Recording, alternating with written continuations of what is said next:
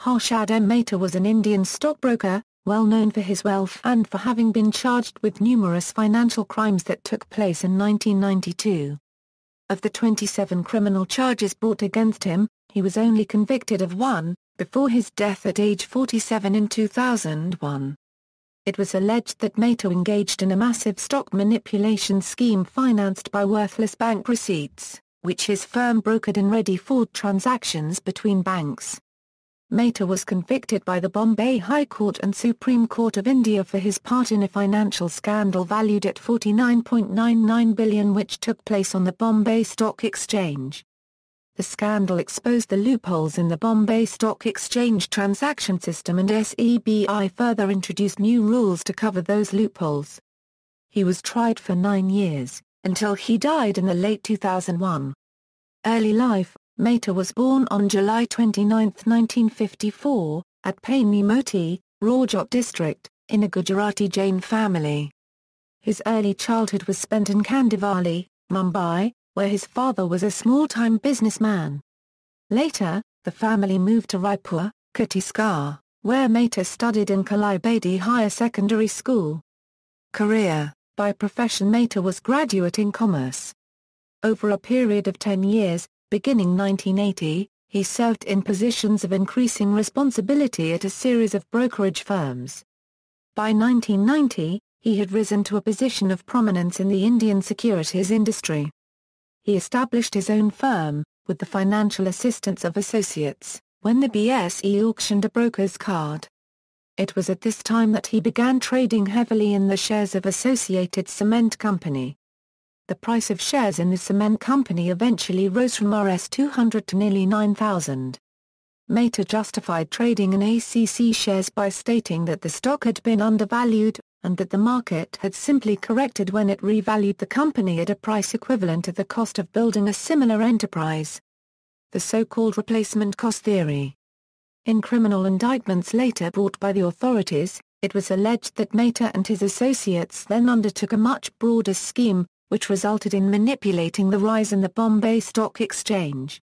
The scheme was financed by supposedly collateralized bank receipts, which were in fact uncollateralized. The bank receipts were used in short-term bank-to-bank lending, known as ready-forward transactions, which Mehta's firm brokered.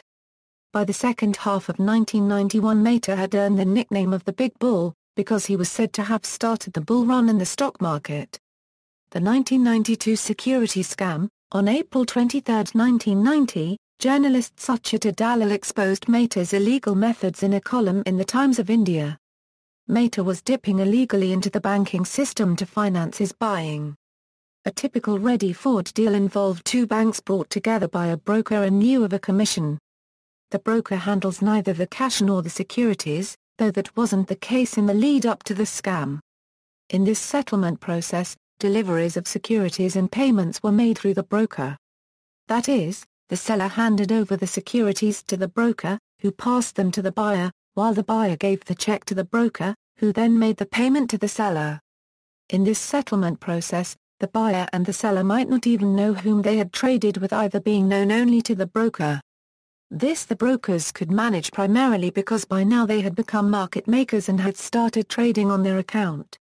To keep up a semblance of legality, he pretended to be undertaking the transactions on behalf of a bank. Another instrument used was the bank receipt. In a ready-forward deal, securities were not moved back and forth in actuality. Instead, the borrower, that is, the seller of securities, gave the buyer of the securities a BR. As the authors write, a BR confirms the sale of securities. It acts as a receipt for the money received by the selling bank. Hence the name a Euro bank receipt. It promises to deliver the securities to the buyer. It also states that in the meantime, the seller holds the securities in trust of the buyer. Having figured out his scheme, Mehta needed banks which issued fake BRs. Two small and little-known banks, the Bank of Karad and the Metropolitan Cooperative Bank came in handy for this purpose. These banks were willing to issue BRs as and when required, for a fee, the authors point out. Once these fake BRs were issued, they were passed on to other banks and the banks in turn gave money to Mehta, assuming that they were lending against government securities when this was not really the case. This money was used to drive up the prices of stocks in the stock market. When time came to return the money, the shares were sold for a profit and the beer was retired. The money due to the bank was returned. This went on as long as the stock prices kept going up, and no one had a clue about Mehta's operations. Once the scam was exposed, though, a lot of banks were left holding BRs which did not have any value. The banking system had been swindled of a whopping 40 billion. When the scam was revealed, the chairman of the Vijaya Bank committed suicide by jumping from the office roof. He knew that he would be accused if people came to know about his involvement in issuing checks to Mehta. MJ Fairwani of UTI was also linked to Mehta. Exposure, trial and conviction. Exploiting several loopholes in the banking system, Mehta and his associates siphoned off funds from interbank transactions and bought shares heavily at a premium across many segments, triggering a rise in the Sensex. When the scheme was exposed, banks started demanding their money back, causing the collapse. He was later charged with 72 criminal offenses, and more than 600 civil action suits were filed against him. He was arrested and banished from the stock market, with investigators holding him responsible for causing a loss to various entities. Mehta and his brothers were arrested by the SEBI on November 9, 1992 for allegedly misappropriating more than 2.8 million shares of about 90 companies, including ACC and Hindalco, through forged share transfer forms. The total value of the shares was placed at 2.5 billion. Mehta made a brief comeback as a stock market guru, giving tips on his own website as well as a weekly newspaper column. However, in September 1999, Bombay High Court convicted and sentenced him to 5 years rigorous imprisonment and a fine of 25,000. On January 14, 2003, Supreme Court of India confirmed High Court's judgment. It was a 2-1 majority judgment. While Justice B. N. Agrawal and Justice Arijit Pasayat upheld his conviction, Justice M. B. Shah voted to acquit him. Allegations of payment of bribe to India's Prime Minister, Mehta again raised a furore in 1995 when he made a public announcement that he had paid 10 million to the then Congress President and Prime Minister, Mr. P. V. Narasimha Rao, as donation to the party, for getting him off the scandal case. Death. Mehta was under criminal custody in the Thane prison. Mehta complained of chest pain late at night and was admitted to the Thane Civil Hospital. He died following a brief heart ailment, at the age of 47, on December 31, 2001. He is survived by his wife and one son. He died with many litigations still pending against him. He had altogether 28 cases registered against him. The trial of all except one are still continuing in various courts in the country.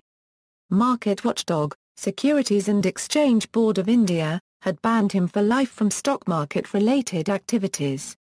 In popular culture, in the 1995 movie Gambler starring Govinda, Harshad Mehta is referred in the parody song Stop That at 0213. The character Natwar Shah in movie Ayan Kine, placed under scanner for a Rs 50 billion scandal, was inspired by Harshad Mehta.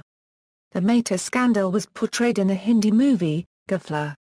It was premiered in Times BFI 50th London Film Festival on October 18, 2006. Mehta's scandal life is covered by Suchita Dalal and Debashish Basu in their book The Scam, From Harshad Mehta to Kitan Parekh. Harshad Mehta's trial has been referred to in 2001 Bollywood movie Nayak. The movie Gafla that was nominated globally in various important film events including at London by Mr. Bradshaw is based on the actualities and prevalent realities in the stock market and Harshad Mehta's scam. See also, Bombay Stock Exchange, Abdul Karim Telji, Ramalinga Raju, Hassan Ali Khan, List of scandals in India, references.